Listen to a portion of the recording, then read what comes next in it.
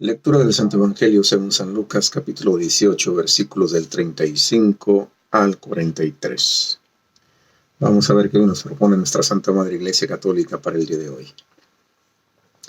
Sucedió que, al acercarse él a Jericó, estaba un ciego sentado junto al camino pidiendo limosna. Al oír que pasaba gente, preguntó qué era aquello. Le informaron que pasaba Jesús de Nazaret. Y empezó a gritar, diciendo: Jesús, hijo de David, ten compasión de mí. Los que iban delante le increpaban para que se callara, pero él gritaba mucho más: Hijo de David, ten compasión de mí. Jesús se detuvo y mandó que se lo trajeran. Y cuando se hubo acercado le preguntó: ¿Qué quieres que haga? Él dijo: que vea. Jesús le dijo: ve, tu fe te ha salvado. Y al instante recobró la vista, y le seguía glorificando a Dios. Y todo el pueblo, al verlo, alabó a Dios. Palabra de Dios. Gloria a ti, Señor Jesús. Vamos de nueva cuenta, versículo a versículo, para escudriñar, profundizar, meditar en la palabra de Dios. Sucedió que al acercarse él a Jericó, o sea, Jesús, estaba un ciego sentado junto al camino pidiendo limosna. Al oír que pasaba gente, o sea, el ciego, preguntó qué era aquello. Le informaron que pasaba Jesús de Nazaret. Y éste empezó a gritar diciendo: Jesús, hijo de David, ten compasión de mí. Los que iban delante le increpaban para que se callara, pero él gritaba mucho más: Hijo de David, ten compasión de mí. Este título de Jesús, hijo de David, era la manera como se referían a aquel que sería el Mesías, el que habría de venir, el Cristo. Y pues el Cristo tendría que ser descendiente del rey David. Pero era un título que Jesús mismo cuestionaba, porque en el Evangelio de San Lucas, capítulo 20, él hace esa pregunta acerca de este título. Pregunta: ¿cómo dicen que el Cristo es hijo de David?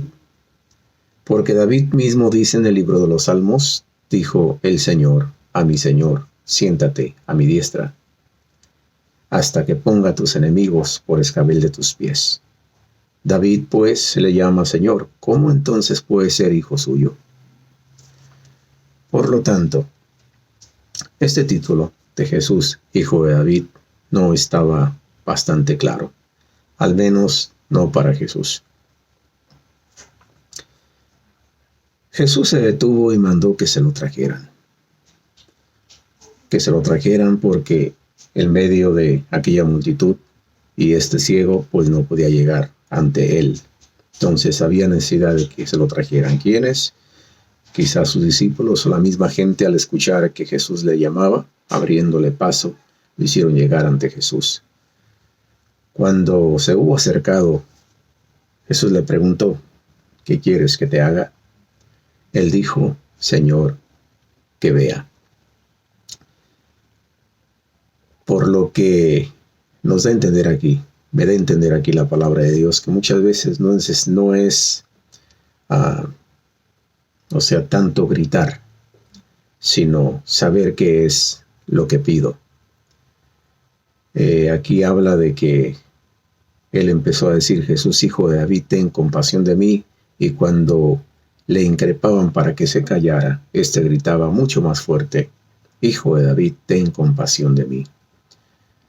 Pues era grande su necesidad. Entonces, cuando alguien trata de acallarte, de decirte, no es necesario gritar, pero solamente aquel que sabe su necesidad levanta la voz, y más cuando es aquella como la última barca, como la última tabla de salvación, su último recurso, y está de paso, no lo puede dejar pasar. Así este ciego de Jericó, que no conocía a Jesús, que había escuchado hablar de él, y cuando tuvo la oportunidad, cuando le dijeron: que Jesús, el Nazareno de Nazaret, pasaba por ahí, sabiendo lo que Jesús hacía, comienza a llamarle, a clamarle, a gritarle. Entonces, cuando se acerca ante Jesús, y Jesús le dice, ¿qué quieres que haga? Es porque muchas veces nos quedamos solamente en el grito, pero no sabemos ni por qué gritamos. Como cuando hay una manifestación política y van tantos a aquellas protestas, y cuando se les pregunta, algún corresponsal les pregunta directamente ¿por qué? ¿Qué es lo que estás reclamando? ¿Por qué es que estás en la marcha? Muchas veces la gente no sabe siquiera por qué está ahí. Y más aún cuando son acarreados, como muchas veces sabemos, que les compran su torta, que les dan su coca para poder ir a apoyar a determinado candidato. Pero es obvio, muchas veces así pasa. Hay personas que están envueltos entre toda aquella multitud que grita, pero en realidad no saben ni por qué gritan. Entonces, por eso Jesús le dice a este ciego, ¿qué quieres que haga? Y él le dice, Señor, que vea. Jesús le dijo, ve, tu fe te ha salvado. Y al instante recobró la vista y le seguía glorificando a Dios. Y todo el pueblo al verlo alabó a Dios.